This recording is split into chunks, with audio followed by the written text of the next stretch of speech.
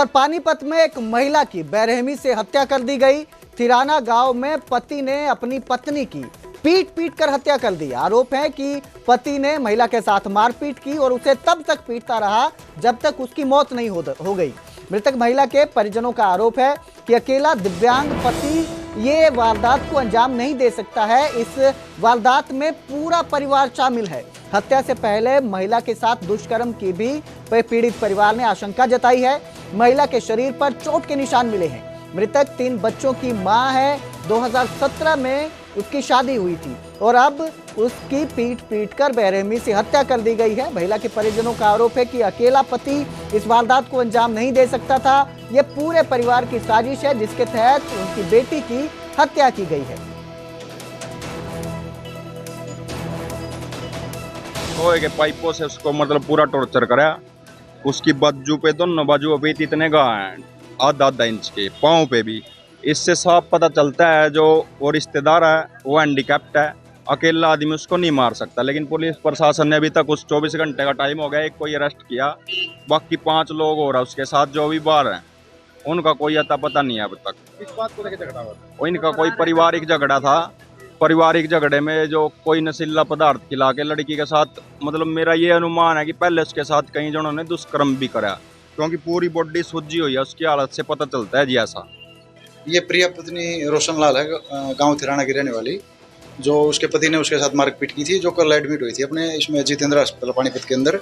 उसकी दौरान इलाज मृत्यु हो गई है। उसके परिवार वालों ने कंप्लेंट दी है, जिसके ऊपर हमने मुकदमा दर्ज कर दिया है, जो भी अंडर इन्वेस्टिगेशन है, जिसका आज पोस्टमार्टम कराया जा रहा है। परिजनों का जैसा आरोप है कि उसकी हत्या कर दिया है, इसमें कोई गिरफ्तारी भी की है? गिरफ्तारी अभी तक कुछ नहीं हुआ है।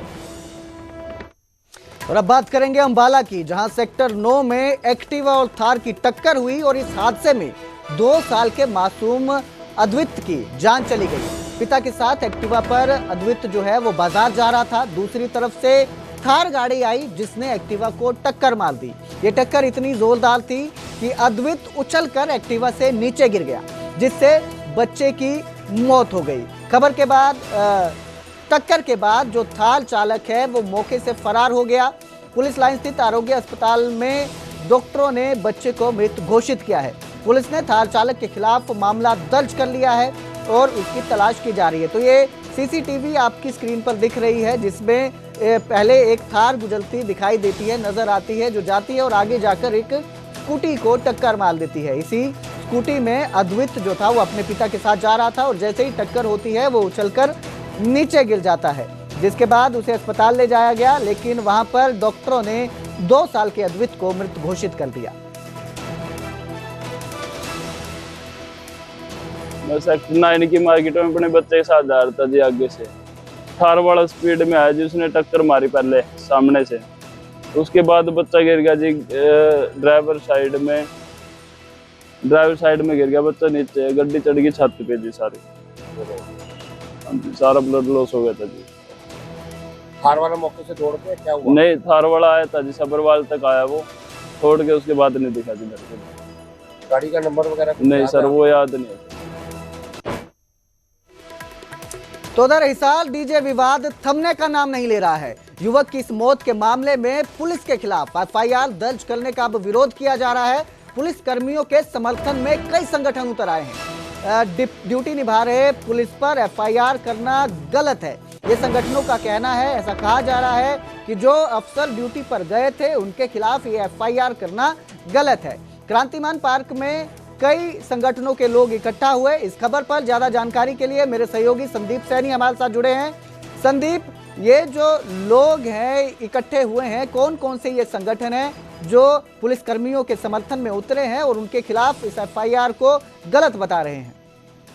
इसमें रिटायर्ड कर्मचारी संघ जो है वो उतरा है और जो पुलिस के जो भी रिटायर्ड कर्मचारी हैं वो उतरे हैं, और जो अन्य संगठन है, किसान संगठन है, कर्मचारी यूनियन है, वो आज इकट्ठा हुई थी और इन्होंने फैसला लिया है कि 24 जुलाई तक अगर सरकार जो पुलिस पर जो एफआईआर दर्ज हुई है उसे रद्द नहीं कर देती तो 24 जुलाई को वो हिसार में इकट्ठा होंगे और प्रदर्शन करते हुए हिसार के लघु सचिवालय पर जाएंगे और मुख्यमंत्री और राज्यपाल के नाम ज्ञापन दिया जाएगा कि जो एफआईआर पुलिस पर दर्ज हुई है वो उसे रद्द किया जाए। उनका कहना है कि जो एफआईआर दर्ज की गई है वो गलत है और जो डीजे विवाद का जो मामला था और जो युवक हैं उनके ऊपर आपराधिक काफी मामले दर्ज हैं और इस तरह से वो हुड़दंगबाजी कर रहे थे और पुलिस कर्मचारी उन्हें रोकने के लिए गए तो जो युवक थे उन्होंने ही पुलिस पर हमला किया।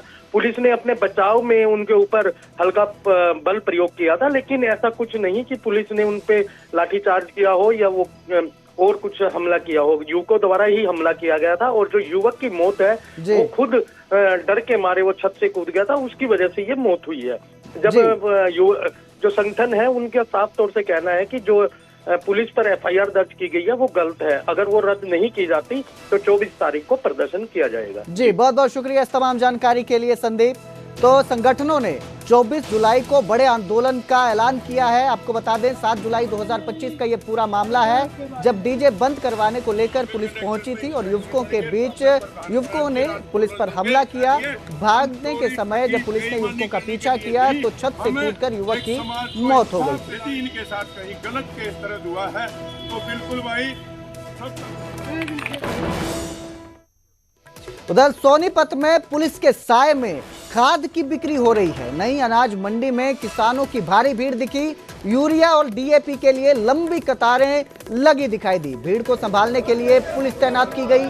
खाद लेने में किसानों को परेशानी हो रही है। सोनीपत में खाद की कितनी किल्लत है वो आप इन तस्वीरों से समझ सकते हैं कि कितनी लंबी लाइन लगी हुई है खाद लेने के लिए।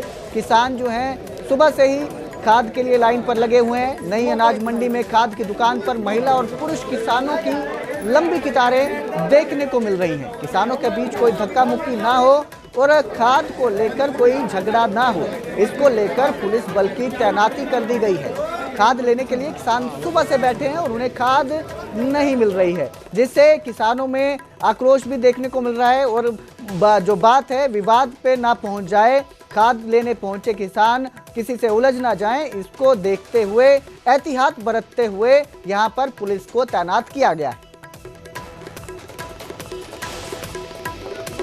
भाई साहब ये 2 दिन से खाद वितरण का हो रहा था, पर भ्रष्टाचार इतना है कि यहाँ पे जो कर्मचारी है वो अपने यारे प्यारे को रात को विस्तृत करते हैं बस रात में, और सुबह से यहाँ पे 5 बजे से लाइन में खड़े हैं सब, एक को भी विस्तृत नहीं किया गया खाद अभी तक। पर्ची बनवा ली 200 आदमियों की, भीड़ भी कर दी, पर वे सारे भाग गए यहाँ से। मैं अपने कॉलेज की छुट्टी करके आया हूँ, मेरे दादाजी मेरे दादी में वे आ नहीं सकते थे। खाद लेने के लिए मैं आया हूँ, सुबह से लगाऊँ लाइन में, अपना 34 नंबर लगवाया, पर 5 घंटे हो गए अभी तक कुछ हल नहीं हुआ यहाँ पे। इसलिए अंत में आगे पुलिस को बुलाना पड़ा।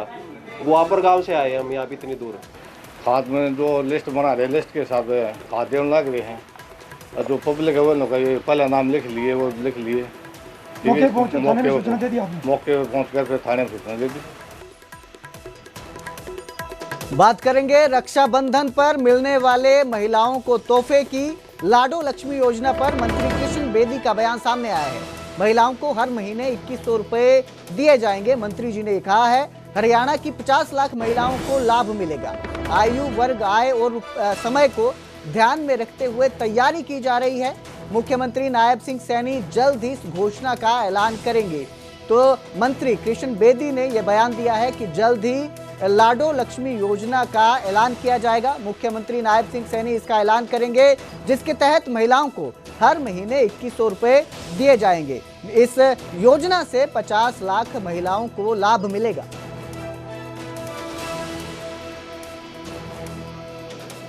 देखिए, हम चुनाव में जब गए थे तो हमने एक वादा किया था कि बहनों की हर महीने कुछ आर्थिक मदद हो, और 2100 रुपया पर महीने बहन की रसोई के लिए, उनके परिवार की सहायता के लिए सरकार की तरफ से एक सम्मान बहनों का बने, उसकी हमने घोषणा की थी। और हरियाणा सरकार लाडो लक्ष्मी योजना के ऊपर हमारे माननीय मुख्यमंत्री जी के निर्देशानुसार, पार्टी के और घोषणा पत्र के निर्देशानुसार हम तैयारी में हमारा विभाग लगा हुआ है, और उस पर कई प्रकार की एक्सरसाइज और लंबी लंबी बैठकों के बाद हम काफ़ी आगे तक बढ़े हैं। वो आयु वर्ग की बात भी है, आय वर्ग की बात भी है, और समय की बात भी है। हमने 3-4 प्रपोजल विभाग ने तैयारी कर ली है, उसमें आयु वर्ग को ध्यान रखते हुए भी की गई है। आय को भी और समय को भी। सीएमओ को हमने अपना सारी तैयारी करके विभाग ने दे दी है और जैसे ही मुख्यमंत्री कार्यालय की तरफ से और वित्त विभाग की तरफ से हमारे विभाग को जिस प्रकार की जानकारी देने की और योजना लेकर जाने की बात आएगी, हमारा विभाग उसी समय उस योजना की तैयारी में बिल्कुल तैयार है और मुझे उम्मीद है कि मुख्यमंत्री जी शीघ्र ही इस योजना को, इस स्कीम को बहनों की उन्नति और तरक्की के लिए, मजबूती के लिए, उनका सशक्तिकरण के लिए शीघ्र ही इसको घोषित करेंगे और मेरी बहनों का सशक्तिकरण